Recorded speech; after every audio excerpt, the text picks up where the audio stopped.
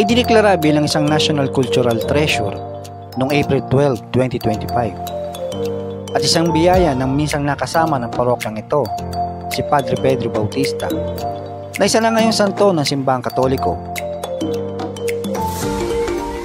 Kamusta mga ka-travel? Ating bisitahin at alamin ang kwento ng isang lumang simbahan na matatagpuan dito sa bayan ng Morong sa probinsya ng Rizal. Ito ang parokya ni San Jeronimo o mas kilala bilang simbahan ng Morong. Pero bago po tayo magsimula, kayo po muna ay aking inaanyayahan na mag-subscribe at i-like ang aking channel. Pindutin na din ang notification bell para maging updated kayo sa mga bagong episodes na aking ilalabas. So tara mga ka-travel, samahan niyo ako. Ito ang aking kwento.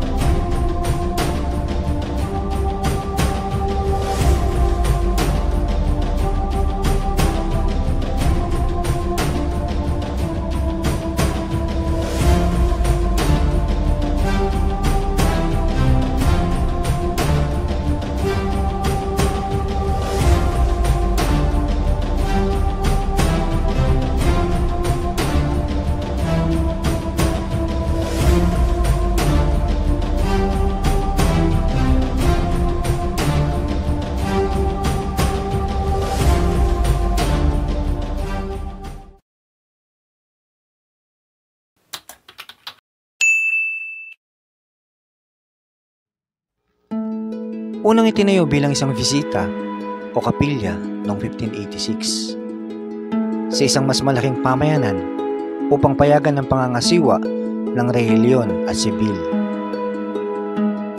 Na maglaon, ang pamayanang ito ay ginawang Pueblo de Morong at ginawang kabisera ng probinsya ng Orden ng Franciscano noong panahong iyon. Ngunit ito'y nasunog kasamang malaking bahagi ng pueblo noong 1612.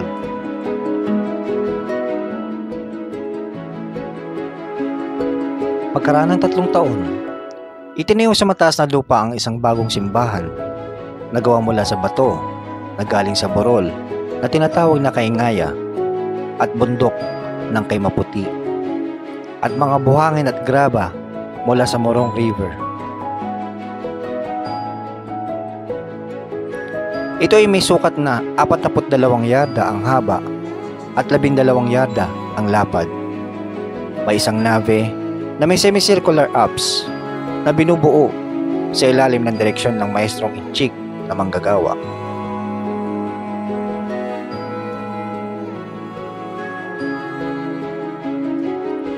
Ang simbahan ay tinuon kay Saint Jerome na matapos noong 1620 at nananatiling hindi nagbabago hanggang sa taong 1850 nang inatasan ng isang katutubo ng Paete na ayusin ang harapang bahagi ng simbahan at magtayo ng isang kampanaryo.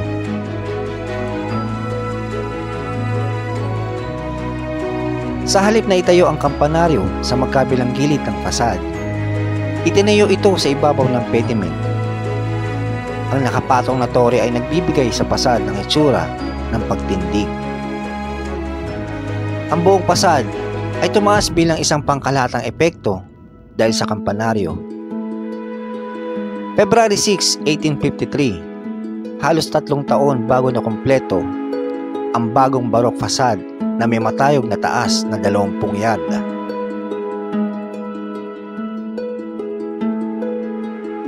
Ang kumbento ay may 2 palapag. Ang unang palapag na nakaarkada, habang ang ikalawang palapag naman ay may maluwag na galerya na nagbubukas sa patio ng simbahan sa harap. Ang tanging palamuti ng harapang bahagi nito ay ang haligi ng barandilya. Ang kumbento ay matatag na itinayo gamit ang mga bloke ng adobe, kaya ito ay kaaya-aya sa arkitektura dahil sa maayos na pagkakalagay ng mga arcaded opening na naging arkada na nakaharap sa patio.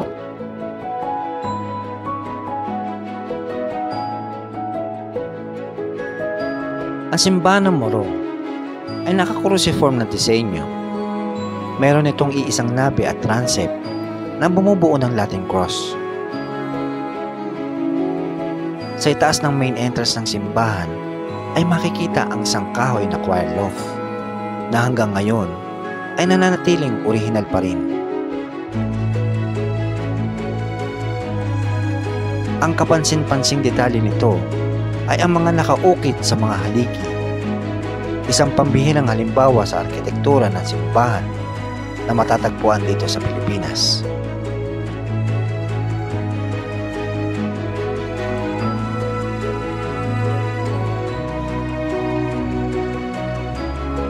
Makikita sa itaas ng transept ang 4 ng mga painting ng Ebanghelista.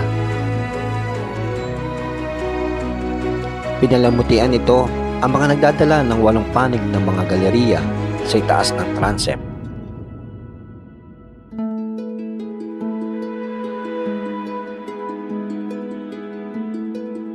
Ang retablo ay medyo bago at nakatingkayad na binubuo ng pangunahing single-level niche para sa mga santo.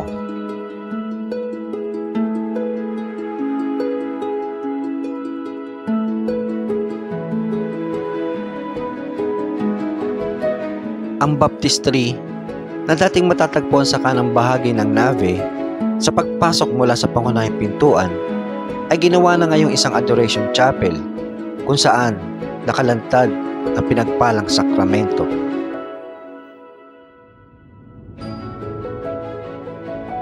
Makikita din sa gilid ng simbahan ang Santo Sepulcro ng Morong. Ang patay na Kristo ay may nakaistilong kulot na balbas at isang piluka mula sa isang tunay na buhok ng tao.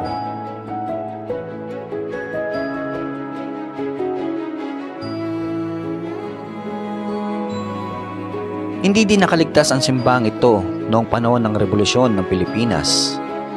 Nilusob ng mga Katipunero ang simbahan ng Morong at pinilit ang mga Kastila na umatras sa loob ng kumbento at simbahan.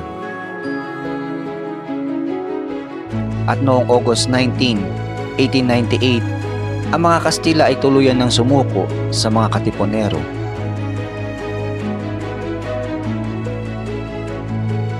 Kamakailan lang ay idiniklara ang simbahan bilang National Cultural Treasure ng Pambansang Komisyon para sa Kultura at mga Sining dahil sa pambihirang istruktura nito at ng pangunahing katawan ng simbahan at kumbento nito ay nasa mabuting kalagayan ng preserbasyon gamit ang orihinal na adobeng dingding at orihinal na mga elementong gawa sa kahoy tulad ng 2 detalyadong inukit na mga haligi na humahawak sa choir loft.